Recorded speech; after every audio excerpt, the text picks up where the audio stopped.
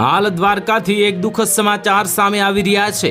યાત્રાધામ બેટ દ્વારકાને ઓખા સાથે જોડતા સુદર્શન સેતુ પર આગ લાગવાની ઘટના સામે આવી છે।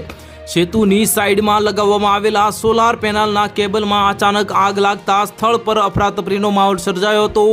આ આગના ભડકા અને કાળા ધુમાડાના ગોટે ગોટા ઉડતા જોવા મળ્યા હતા। આ ઘટનાના વિડીયો અને દ્રશ્યો સોશિયલ મીડિયામાં વાયરલ થતા યાત્રાળુઓ અને સ્થાનિકોમાં ચિંતા ફેલાઈ હતી અને ઘટનાની જાણ થતાં ઓખા નગરપાલિકાની ફાયર ટીમ તાત્કાલિક સુદર્શન સેતુ પર પહોંચી હતી। ફાયર વિભાગના જવાનોએ કામગીરી હાથ ધરી અને આગ પર કાબૂ મેળવ્યો હતો। સમયસર કાર્યવાહી થતાં હવે આગ વધુ ફેલાતી અટકાવવામાં આવી હતી।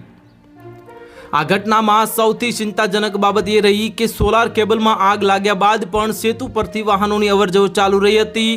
આગ અને ધુમાડાની સ્થિતિ વચ્ચે લોકોની સુરક્ષા માટે તાત્કાલિક પગલાં લેવામાં આવ્યા હતા કે નહીં તે અંગે હવે સવાલો ઉઠી રહ્યા છે। જો કે હવે આગ વધુ ફેલાય હોત તો મોટી દુર્ઘટનાની શક્યતા સર્જાઈ શકતી હતી। હાલ સમગ્ર વિસ્તારમાં વરસાદી માહોલ જોવા મળી રહ્યો છે અને આવી સ્થિતિમાં વીજળી સંબંધિત સાધનો અને ટેકનિકલ સુવિધાઓમાં આગ લાગવાની ઘટના ગંભીર માનવામાં આવે છે।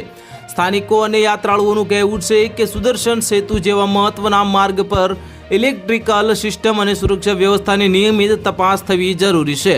તો હાલ માટે આટલું જ। મળીશું નવી અપડેટ સાથે। જો તમને વિડીયો પસંદ આવતો હોય તો વિડીયોને લાઇક કરી દેજો, ચેનલને સબસ્ક્રાઇબ કરી બાજુમાં આવેલા બેલ આઇકનને દબાવી દો, જેથી તમને આવા સમાચારની અપડેટ મળતી રહે।